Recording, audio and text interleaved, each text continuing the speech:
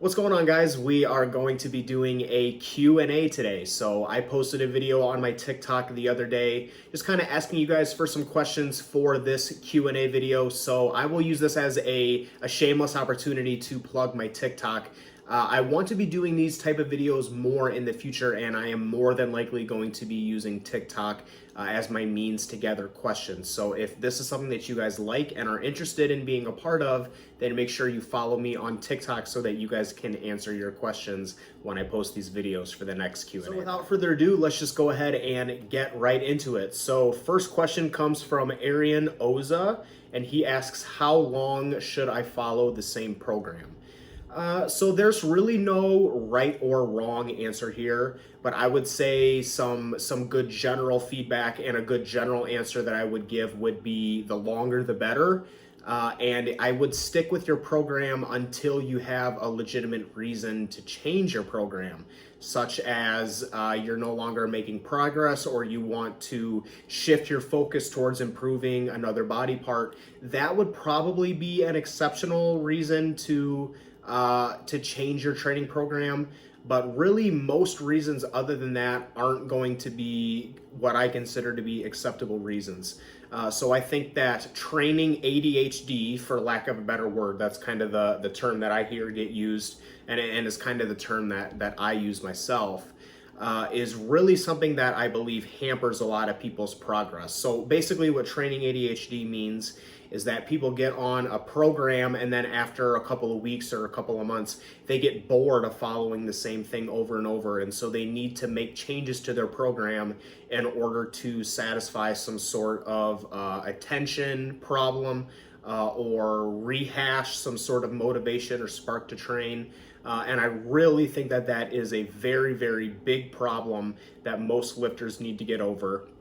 When you compare lifting or bodybuilding to any other traditional ball sport, look at professional basketball, football, baseball players. None of those guys are really doing anything different since the days of pee-wee football or pee-wee baseball or pee-wee basketball, hockey, whatever. They're all doing the same drills and they're just focused on getting a little bit better each time. And I think that that is a thought process and a mentality that lifters and bodybuilders need to adopt, is that there really should not be a whole lot of changing to your program. If you're confident in the program that you have and you structured your program in a way to improve a lagging body part or to make you bigger or whatever the goal of your training program is, you need to dedicate a specific amount of time and a long period of time, a consistent period of time to that training program before you start to see the results that you're after. I think far too often people get a couple weeks into a program and they just get bored of doing the same thing. And so they use that as an excuse to change their program. And I do not think that that is an acceptable reason to change your program. So to answer your question, how long should you follow the same program? As long as possible, ideally. And I would be very, very hesitant to make any changes to your training program unless there was a valid, legitimate reason to do so. The next question comes from CH371, and they ask, how would you program an upper-lower split? So there are really two things to think about when I think about programming an upper-lower split. I'm thinking about how am I programming it throughout the week in terms of how many days per week, and then how am I programming each individual session, each upper body session and each lower body session. So I'll kind of touch on each of those things specifically individually. So as far as across the days of the week, it ultimately is going to come down to, are you able to train 3 to 4 days a week, even 5. Most of the time, if people can train 5 days a week, I would prefer to see them doing some sort of a push-pull legs type of split. But I have seen instances, and I've done instances myself, where I have done an upper-lower split across 5 days a week. So it's definitely not impossible. But most of the time, if you're going to be setting up an upper-lower split, it's going to be set across 3 or 4 days a week. If you're going to be doing it 3 days a week, I would typically set it up on like a Monday, Wednesday, Friday type of schedule. And that would look like upper, lower, and upper on one week. And then the next week, you would pick up with lower. And then you would go lower, upper, lower. So one week you would be training your upper body twice and your lower body once. And then next week you would be training your lower body body twice and your upper body once. So that as you kind of look over the course of a month, you're training everything evenly. Even though some weeks you're training your upper body more and some weeks you're training your lower body more, it kind of evens out across the space of the week. If you're going to be training 4 days a week, I typically like to set it up with either a Monday, Tuesday, Thursday, Friday type of split, where Monday and Tuesday is upper lower and Thursday and Friday is upper lower. Or I would set it up with a Monday, Wednesday, Friday, and then some sort of a weekend day, whether that's Saturday or Sunday. So let's say it's Sunday, Monday, Wednesday, Friday. I would do Sunday upper, Monday lower, a Wednesday upper, and Friday lower again. As far as each individual session, that really is going to ultimately depend on the individual and what that person needs to focus on in terms of which body parts are they going to prioritize within their upper and lower split. It's going to come down to their ability to train on how you program these certain exercises. If they're a beginner, I may program their compound exercises towards the beginning. And if they're more advanced, more towards the end, that's more for a lower body session. Just some kind of general feedback that I would give on most upper body sessions is I would recommend starting your upper body sessions with your push work and finishing with your pull work instead of starting with your pull work and finishing with your push work. I have just personally found with myself that when I do full upper body sessions, my lats and my upper back are still pretty strong towards the end of a session. But my chest, delts, and triceps do not necessarily respond the same way. So I like to do my push work, my chest, delt, tricep work at the beginning of an upper body session and then finish with my back. Andrew Elmida 10 asks, do you watch anime? No, I really don't. To be honest, I don't really watch a whole lot of TV in general. I'm kind of at a point right now where I'm really busy and I don't have a ton of free time. So my coaching business has grown a lot within the past year, and I'm at the point where I am making money from my coaching business, but I'm not making enough yet to where I can quit my full-time job.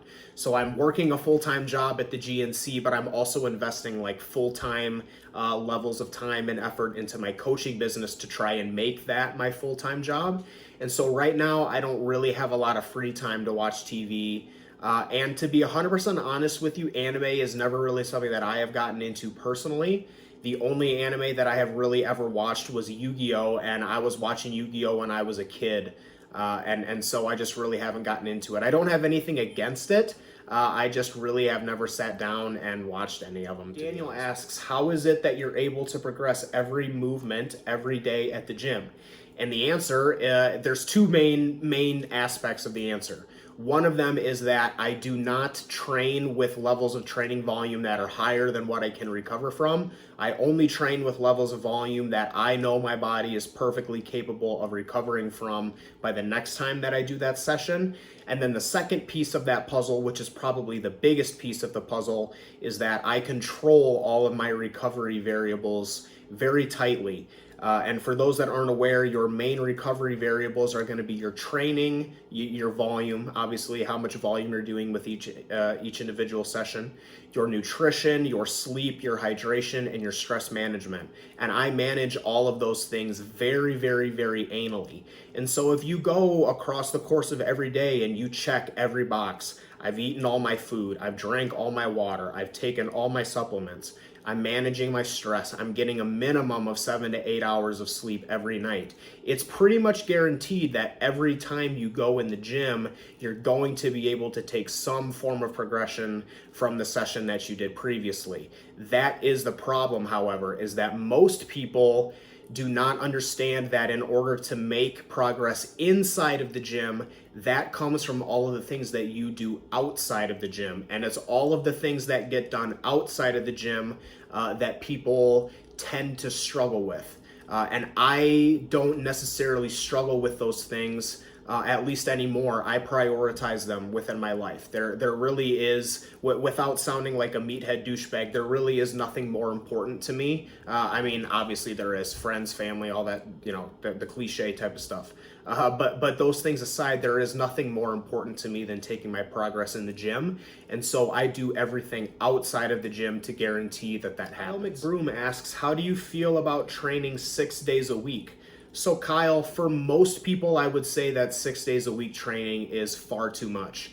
If you're training with a lower volume, higher intensity type of method, like which is what I like to promote and what I do personally, I personally think that the max that you should be training is 5 days per week.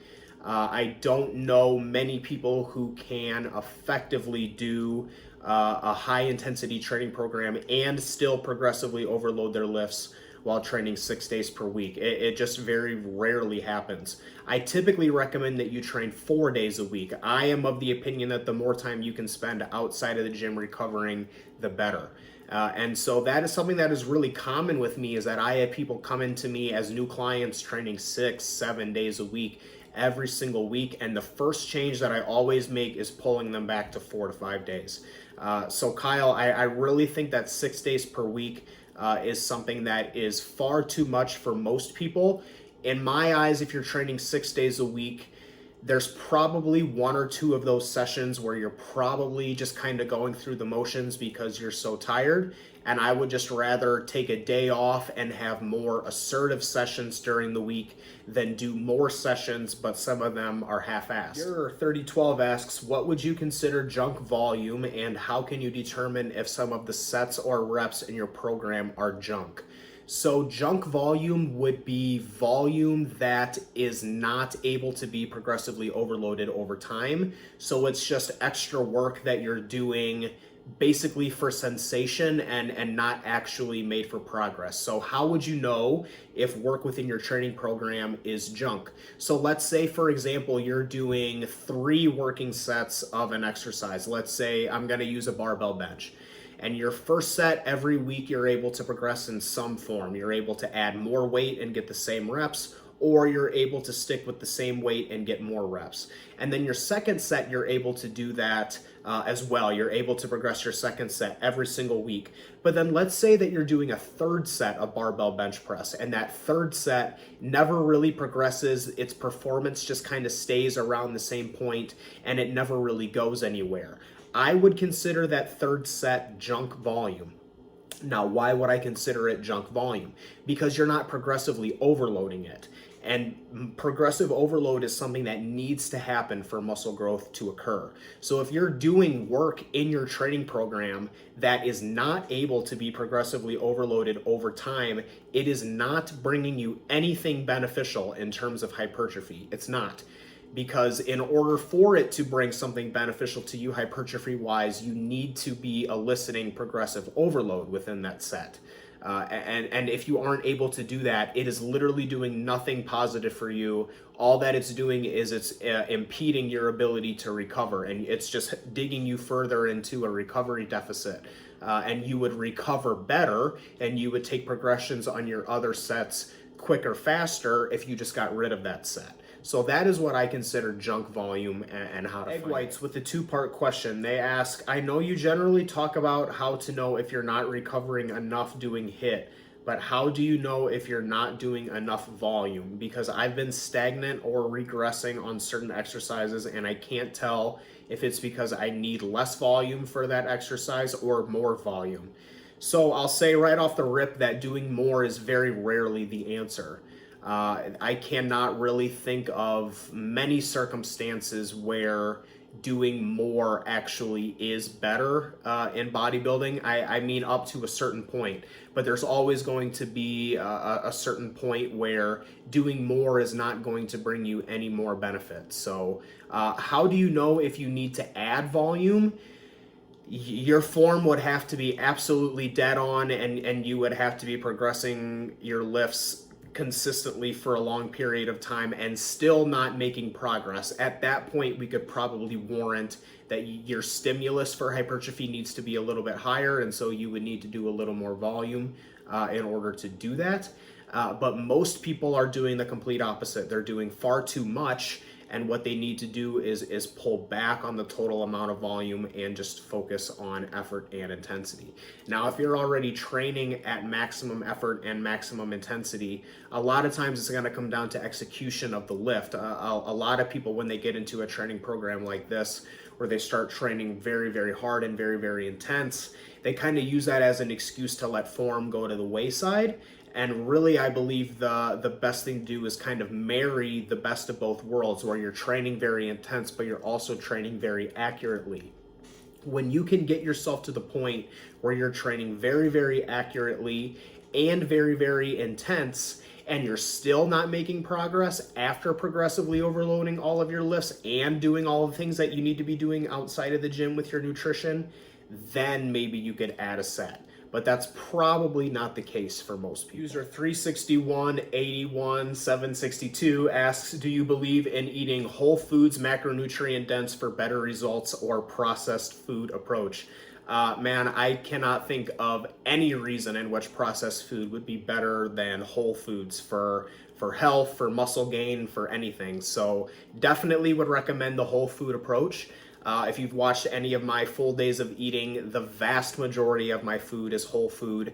The only processed foods that I really eat are cereal and bagels and stuff, and I really only like to incorporate those things when my appetite becomes a problem, but I don't try to convince myself or convince others that they are better than a whole food type of approach. There just comes to a certain point where you can't continue to eat more whole foods and still maintain your appetite. But by and large, whole foods are going to be always better than processed. Your boy Mike asks, can we get a full day of eating? Yeah, man, I will do another full day of eating sometime soon.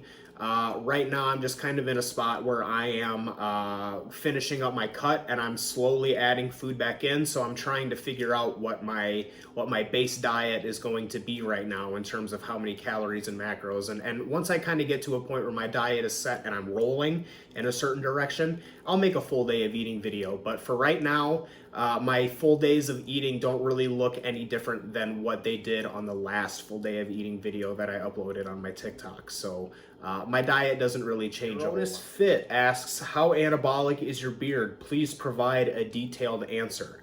So I want to start this off by saying that I am not a doctor. I'm just repeating information from people that I heard that are much smarter than me. But I have heard from certain doctors who will not be named that every square inch of facial hair is equivalent to 10 milligrams of trenbolone flowing through your body. And if that facial hair is red, that's also equivalent to adding another unit of pharmaceutical grade growth hormone on top of that. So like I said, man, I'm not a doctor and I don't know, but it's out there. I'm just repeating information from people smarter than me. Zalo Alonzo 200 asks, how many reps in the hack squat to change the weight? So I'll start this off by saying that there are no like set rep ranges for certain exercises. You can work in whatever rep ranges you want to. I think when we're looking at the hack squat, I don't think it's in your best option to work in too low of a rep range or too high of a rep range. So I think if you work in too high of a rep range, you're probably going to be limiting yourself cardiovascularly. And I think if you work in too low of a rep range, you may be putting your joints and soft tissue at risk. Depending on your hack squat, there's some really good hack squats out there, but there are also some really poorly designed hack squats. So it just really kind of depends what you have available to you. I like to kind of work in a middle range of somewhere around 10 to 12 reps. And usually if I can do a weight for about 10 to 12 reps, then I will add a little bit of weight the next time that I get under that. Jordan Schmidt asks, do you believe you need to be in a calorie surplus in order to build new lean tissue and progressively overload? No, you don't have to be in a calorie surplus in order to do those things, but I do think you need to be in a calorie surplus in order to do those things optimally and be able to do those at the fastest rate possible. So we know that you can build muscle in a calorie deficit and you can build muscle at calorie maintenance, but we also know that it's not as much muscle as you would build when you're in a calorie surplus. So really that's the question that you need to ask yourself is how quickly do you want to put the muscle on and how easy do we want that to be? Because honestly, building muscle is something that is very, very difficult, and doing it while you're in a deficit or at maintenance is just going to make a difficult thing even more difficult. So I don't really see the point in trying to do that. If muscle mass and progressive overload and gym performance increases are the thing that you're after, you're always going to get your best results in a calorie surplus. The last question for today comes from Marvin, and Marvin asks, when are you planning to compete? And that is a really good question. So I have the itch to compete. I want to compete. And I have a pretty good idea about which show that I want to compete at. I just don't know when I'm going to compete. I was kind of thinking that maybe I would compete this year.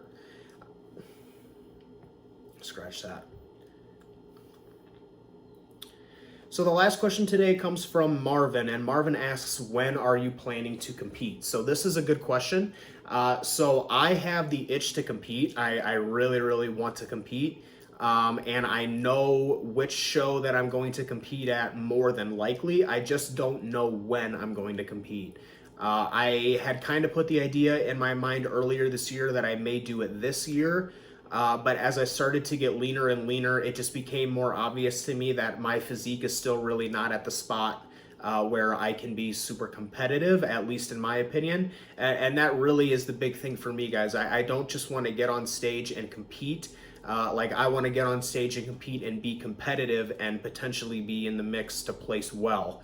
I don't want to be someone that just gets on stage and embarrasses myself. So that is really the big thing that I'm focusing on, is building a physique that is worthy to compete, so that when I do decide to step on stage, I don't make a fool out of myself. So like I mentioned earlier, I thought about maybe doing it this year, but I don't think my physique is there yet in the legs specifically. I really need to make a lot of improvements in my legs. And once I get to the point where I get my legs up to a point where I'm happy with them, then I will gladly compete, because as I've mentioned, I have the urge and I want to compete really bad. I just want to be confident in what I'm bringing to the stage. So hopefully next year, that is what I would like to think, but I don't have any set days in my mind, because I have no idea how long it's going to take me to improve what I need to. All right, guys, thank you so much for everyone that contributed questions to today's video. As I mentioned at the beginning of the video, if you want to contribute to these Q&As, then make sure that you follow me on TikTok. I have it in my YouTube description down below. That is where I'm going to be gathering the questions for these videos, because that is where I have my biggest following right now. So make sure that you guys follow me on there. If you guys like the video, please feel free to give it a thumbs up in the section below. And if you have any questions or anything, please leave them in the comments and I will get back to you guys as soon as I can. Thanks for watching, guys, and as always, take care of yourselves.